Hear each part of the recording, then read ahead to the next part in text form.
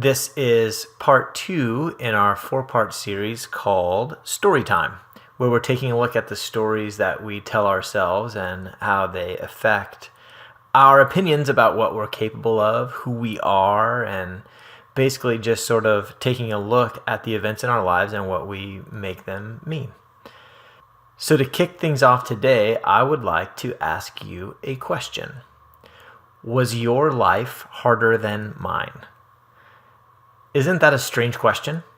But strange or not, it is on people's mind.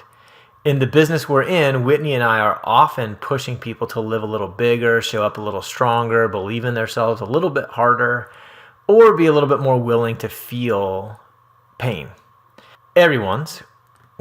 Most everyone's default is I can't.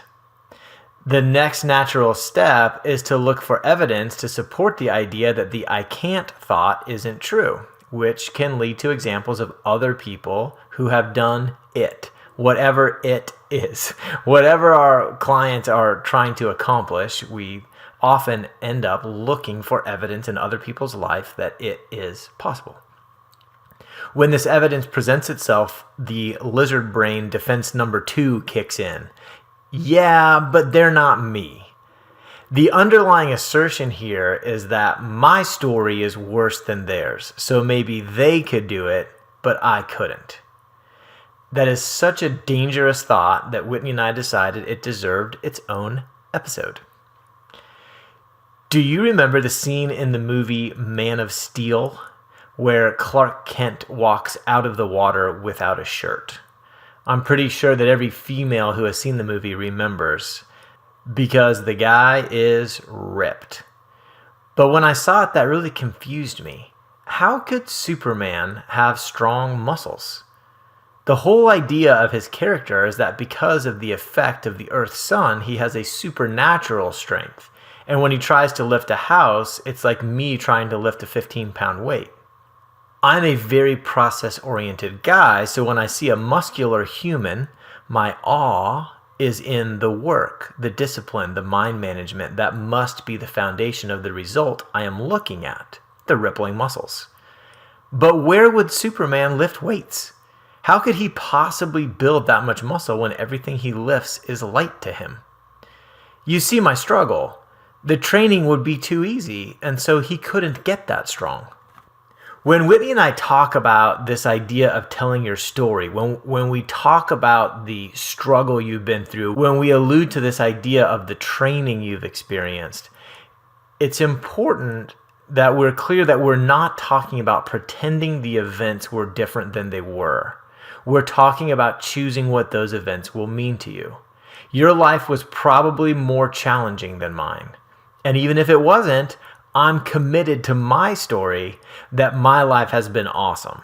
So if we get into an argument about who has had it tougher, you will win. I refuse to look for evidence that the past should have been different. I had loving parents. I lived by the beach. I felt safe. I never skipped a meal because of lack of money. I was exposed to amazing experiences. I've always had a supportive church community, and I even had some success I could point to in case self-doubt crept in. So what? I don't mean that in the 8-year-old so what kind of a way. I literally mean so what? So what does that mean? Well, for a portion of my life, it meant that I felt guilty, ashamed, weak, and that anything I accomplished automatically had an asterisk next to it because I had somehow cheated by having a great life. Boo-hoo, right? Poor Jake. One instance that really stands out to me is that when I started driving, my parents gave me a gas card. Remember gas cards? Couldn't buy anything at any stores except for one specific gas station. The logic was that there were expectations of the effort I would put into sports, and there were expectations of the effort I would put into school, and there were expectations of the effort I would put into my church. So my parents relieved me of the expectation to earn the money needed to drive the family van. I didn't have to get a job for gas money. This freedom was a stark contrast to the situation my friends were in, and I immediately began to see myself differently. I saw myself as spoiled, to be exact. In addition to seeing myself as spoiled, I projected that judgment onto myself from my friends. So a lot of good things happen in my life. What else could this mean to me besides I'm spoiled and weak and haven't had the lessons that other people need to grow strong? Well, it could mean that I have the opportunity to get intentional about understanding the mechanics of those circumstantial benefits I've experienced. What thoughts did they make accessible to me, and could I help people think those thoughts without the events? It could mean that I get to decide who I want to be. It could mean that I get to decide the cautions I was going to place upon myself so that I didn't become spoiled and weak. I could make it mean that the experience I had made me strong. I could make it mean that it gave me the chance to grow into a man of strong character intentionally, instead of because living life had plagued me with struggles. What if instead of feeling guilty, I felt convicted? Convicted to do more, convicted to seek discomfort. What if opportunities didn't mean I was spoiled? They literally meant opportunities. To oversimplify, the stuff in our life that happens leads us to feeling broken in some way on default. Wouldn't it be better to see those things as the only path to our current strength? So how do you do this? How do you take the story you've been telling yourself for years and retell it to be empowering? I don't pretend to know, but I am familiar with my own limited experience in doing this. And I'm an expert in that. So I spent a little time reflecting on the answer to that question, and I want to share what I came up with in hopes that it will help in some way. First, frame this process as an experiment to help quiet your brain's resistance. You're not engaging in an argument about your past, where you've been saying that it's bad and now you're trying to say that it's good and you fight back and forth and look for evidence. It's an exploration of possibilities. You take on the role of adventurous explorer, not expert, lawyer, or judge. Second, start reflecting on the events of your life and the story you are telling yourself about those events. As the major players, which you may recognize as your big failures or shortcomings, begin to show up, just note them for now. Third, ask yourself why you're grateful for them. Those big failures, those shortcomings, the major players in shaping the story you tell yourself, why are you grateful? Not grateful that they happen necessarily, especially if you're a victim or you were wronged in some way. This isn't about letting someone off the hook. It's about what you learned, how you were made stronger, what gifts you were given because you were forced to walk through these tough times. Let your mind wander to the unlikely blessings or the unique ways you have been equipped that you would be missing out on if not for those events. If I were to get really nerdy and personal here, I think of mine as my origin story. Every superhero has a tragic origin story, a sequence of events that are, on the surface, potentially debilitating, but as the story unfolds, they result in their abilities. A loser bit by a radioactive spider, a guy who couldn't even volunteer for the army, a guy whose home planet blew up and every member of his species was destroyed. Or that guy whose parents were murdered in an alley as he watched. Vats of acid, lightning storms, surgeries gone wrong. But the sequence is always the same. There's an over-the-top tragic event, followed by new abilities, and the why am I such a freak? Why did this happen to me? Why can't I just be like everyone else section? Followed by, wait a minute, I could really help people. I could save lives. I could live a really big life. The truth is, there are fruits in my life from trees that were planted because of some uncomfortable planting season.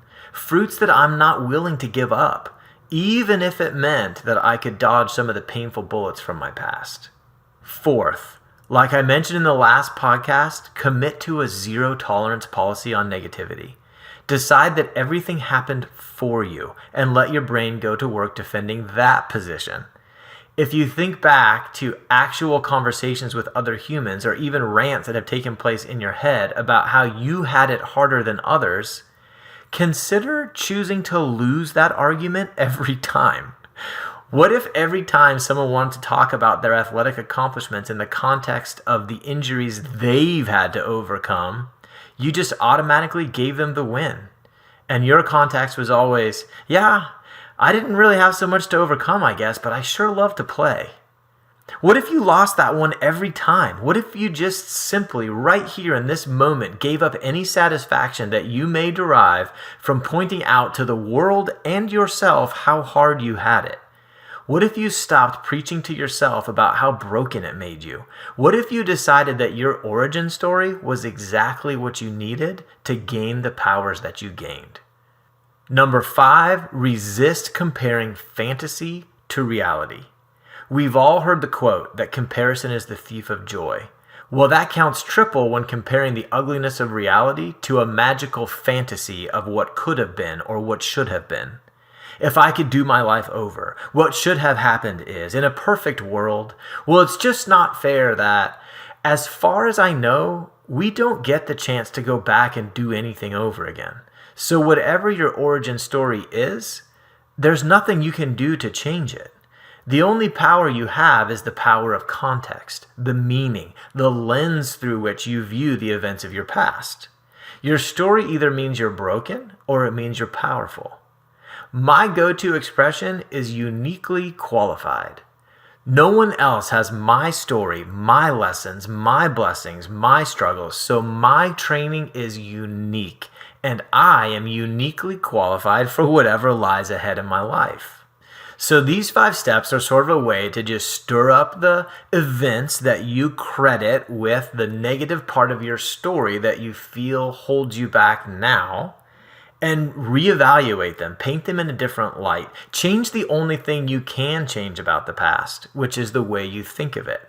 And remember, it's not that the failures don't hurt or the defeats don't sting. It's also not just that you can handle it. It's that you're willing to feel the sting because it's worth it. When you take charge of your thoughts, when you decide to be the author of your story instead of just being obligated to the story you've practiced, then each struggle makes you stronger and you now feel ready for the next one. What would that change about your anxiety about the future? What would that change about the way you see yourself? What would that change about the risks you're willing to take, the failures you're willing to seek, and the size of the bigness of the life you could live? I made up that word bigness on purpose because I am uniquely qualified to do so. And because I'm hoping that this look into the way my unique brain processes the past will help you live bigger.